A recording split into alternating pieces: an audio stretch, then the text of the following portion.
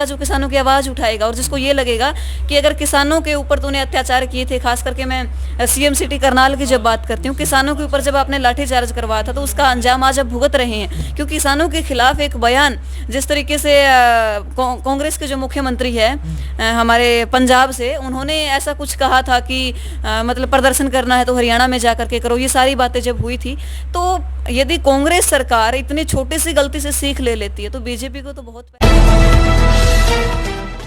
नमस्कार, मैं हूं अजय भारद्वाज और आप इस समय ग्राउंड मीडिया देख रहे हैं और किसान आंदोलन से जुड़ी तमाम तस्वीरें लगातार आप सभी के सामने लेकर के आने लग रहे हैं। भाई फिलहाल हमारे साथ जो किसान नेता है रीमन नैन, आप सभी ने पता है क्योंकि लगातार कई केस भी इनके ऊपर लगे हैं और हरियाणा के अंदर बीजेपी और जेजेपी नेताओं के विरोध की बात करें या फिर किसी भी किसान महापंचायत की बात करें, आगे ही मिलती है रीमन नैन। सबसे पहले तो बहन जी राम राम। राम राम भाई जी। और कैसे हैं? ठीक है, बढ़िया है, आप बताइए। अच्छा, क्या कहना चाहेंगे? 26 नवंबर को 10 महीने इस आंदोलन को हो जाएंगे, लेकिन सरकार अभी तक टस से मस नहीं हो रही है।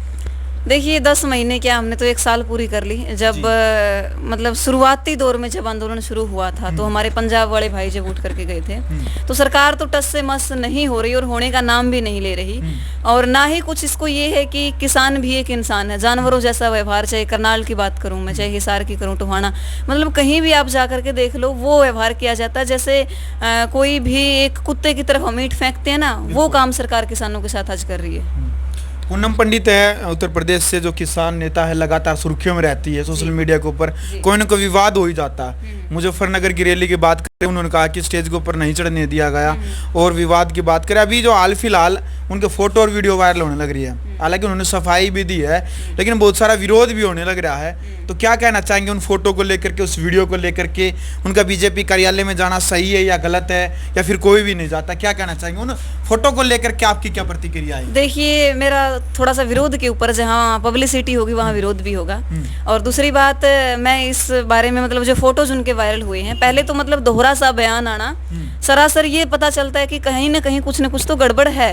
और दूसरी बात, कोई भी किसान नेता या कोई भी किसान नेत्री या कोई भी आंदोलनकारी जो हमारा साथी है वो कभी भी आंदोलन के खिलाफ बात नहीं करता। एक समय हमारे साथ कुछ ऐसा घटित हो जाता है, हम उसको दबाने की कोशिश करते, उठाने की कोशिश नहीं करते।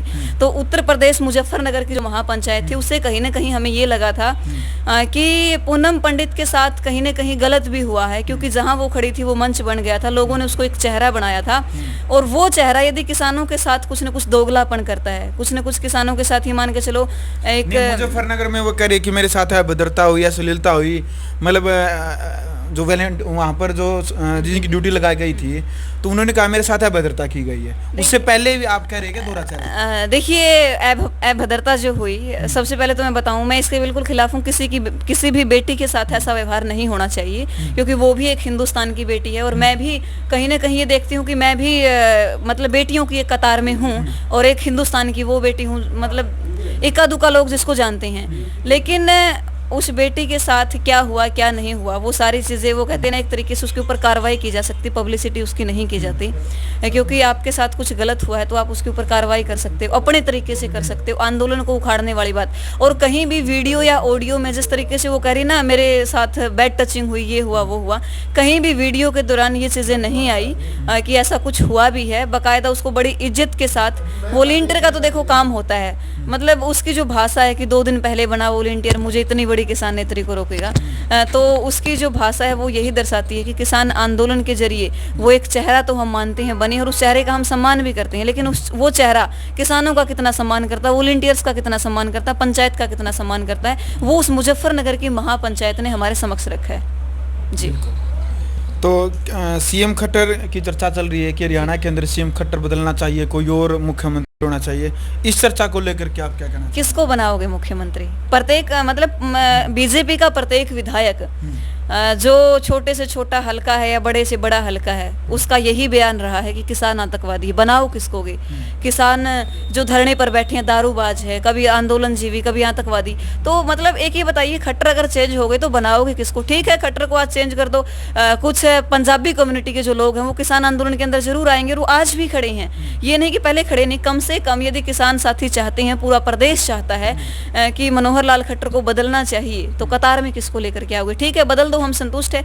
इस्तीफा अगर लेते तो साथ में एमएलए का ले लो, कम से कम वहाँ इलेक्शन तो दोबारा हो जाएंगे, कोई ना कोई नया चेहरा, कोई ना कोई नया साथी हमें ऐसा मिलेगा जो किसानों की आवाज़ उठाएगा और जिसको ये लगेगा कि अगर किसानों के ऊपर तूने अत्याचार किए थे, खास करके मैं सीएम सिटी करनाल की जब बात करती हूँ, किसानों के ऊपर जब आपने लाठीचार्ज करवाया था तो उसका अंजाम आज अब भुगत रहे हैं। क्योंकि किसानों के खिलाफ एक बयान जिस तरीके से कांग्रेस के जो मुख्यमंत्री है हमारे पंजाब से, उन्होंने ऐसा कुछ कहा था कि मतलब प्रदर्शन करना है तो हरियाणा में जाकर के करो, ये सारी बातें जब हुई थी, तो यदि कांग्रेस सरकार इतनी छोटी सी गलती से सीख ले लेती है तो बीजेपी को तो बहुत पहले सीख ले लेनी चाहिए थी। आज से 10 महीने पहले जब हमारे किसान पिपली से होते हुए गए थे, उनके ऊपर लाठीचार्ज हुआ था, तो कम से कम उससे तो सीख लेनी चाहिए थी। चलिए, जो किसान महापंचायतें लगातार उत्तर प्रदेश के अंदर भी, पंजाब के अंदर, राजस्थान, हरियाणा वो होने लग रही हैं, उनको आप कितना सही मानते हैं? क्योंकि एक किसान अपने ट्रैक्टर रैली के साथ, अपने साधनों के साथ जाता है, हर दूसरे दिन किसान महापंचायत होती है, तो उनकी जेब के ऊपर भी असर पड़ता है, तो लगातार उनके 2-2, 4-4 हज़ार का किराया जो भाड़ा है वो भी लगता है। आप किसान महापंचायतों से क्या लगता है, आंदोलन मजबूत होता है या फिर क्या मानते हैं आप इसको? किसान देखिए, मेरा इतना मानना है महापंचायतों के जरिए लोग उठते जरूर हैं और लोग मतलब जागते जरूर हैं। किसी भी एरिया में, मान लिया आज हमने बरवाड़ा में महापंचायत की, कल हम हिसार करते हैं, रोज पंचायतों में पूरे हरियाणा जो किसान लगातार, कहने का मतलब जो ये पंचायतें हम हर रोज जगह जगह कर रहे हैं, आज हमें जरूरत है बॉर्डर्स की तरफ ध्यान देने की। और ये महापंचायतें आज सिरसा में है, आज करनाल में है, आज वहाँ, तो वो महापंचायतों को यदि सिंगू बॉर्डर, ढांसा बॉर्डर या फिर गाजीपुर बॉर्डर, टिकरी बॉर्डर्स पर किया जाए तो मेरे ख्याल से ज्यादा वो रहेगी। और रही जेब पर असर पड़ने की बात, तो सरकार ने रिलायंस बीमा कंपनी किसानों के कितने पैसे खा गई, किसानों को मैं कहूँगी कि कर्जे के नीचे दाब दिया, तो वहाँ कहाँ जाता है किसानों की जेब खर्ची, वहाँ सरकार को नहीं दिखती। तो ये तो बात ही कुछ नहीं, हमारे हक की, अमीर की और जमीरी की लड़ाई है, हमारी ज़मीन और जमीर की लड़ाई है। इसको तो हम मतलब वही बात है, जितना आज घाटे में है उससे थोड़ा सा और घाटे में होकर के लड़ते रहेंगे, लेकिन घर नहीं बैठेंगे।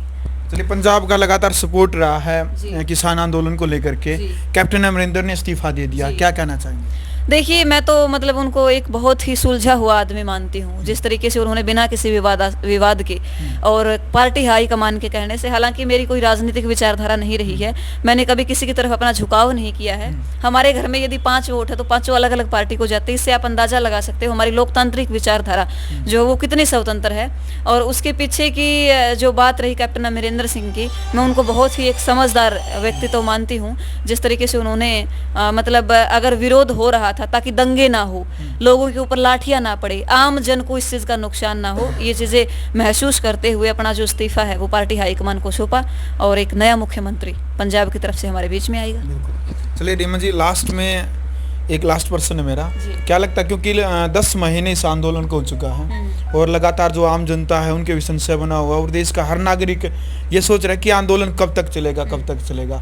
आप भी मतलब लगातार किसान महापंचायत में जाते हैं, जो विरोध प्रदर्शन होता है वहाँ पर भी शामिल होते हैं, आपको क्या लगता है कितना हो रही है आंदोलन चल सकता है और क्या किसानों की जीत हो सकती है? क्योंकि मोदी सरकार ये तो यकीनन मतलब आंदोलन जब तक चलेगा, किसानों की जीत हो या ना हो, लेकिन किसानों की जीत निश्चित है।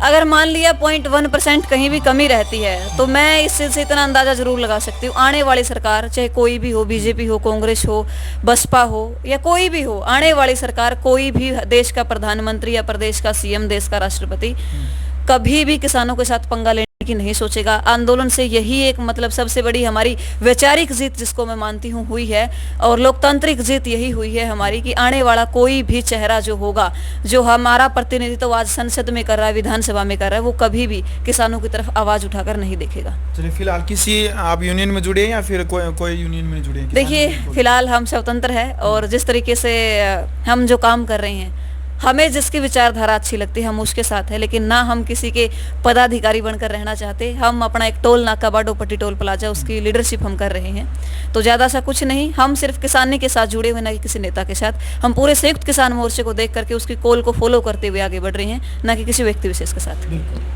चलो भाई, वीडियो आपने देख लिया किसान आंदोलन को लेकर के जो रीमा ने 6-4-5 मुद्दों पर जो बातचीत की है वो आपने सुनी। अभी आपने किसान आंदोलन को लेकर के अपनी राय ग्राउंड मीडिया चैनल की जो वीडियो है इसके कमेंट बॉक्स में आपने अपनी राय रखनी है। यदि आपने वीडियो अच्छी लगी तो आप वीडियो को ज़्यादा से ज़्यादा शेयर करें और यदि चैनल आपने अभी तक सब्सक्राइब नहीं किया तो चैनल को सब्सक्राइब करके बेल आइकन दबाएं।